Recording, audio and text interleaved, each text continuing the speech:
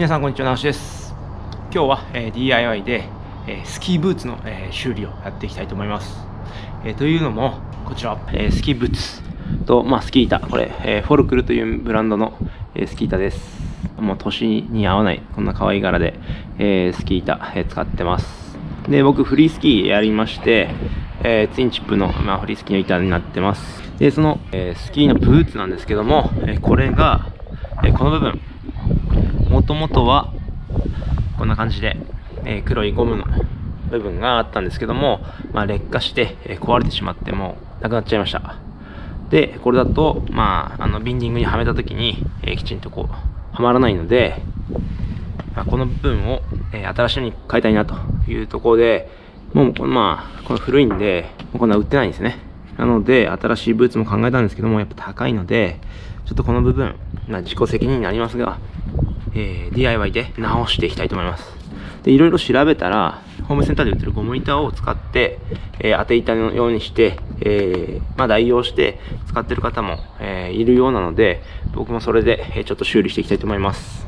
果たしてどうだろう、うまくいくかな。なんか他のネットで見る人の形状より、僕のやつなんかギザギザでちょっと複雑なんですけども、やってみましょう。ということで、スキーブーツの修理やってみましょう。レッツトライ。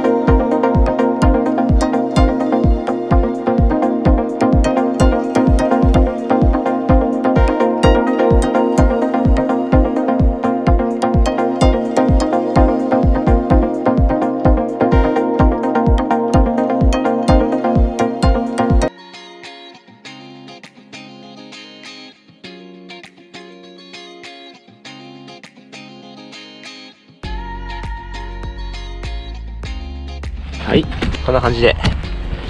前面交換したやつと先端だけ交換したやつできました。早速履いてみましょう。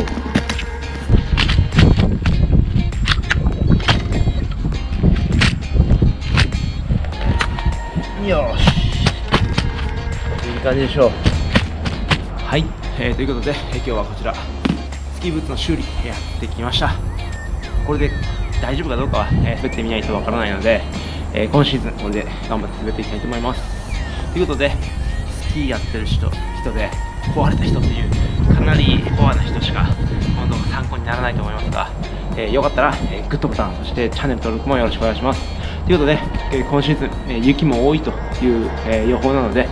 スキー動画たくさん上げていきたいと思いますので、そちらもお楽しみにしてください。それではまたね、バイバイ。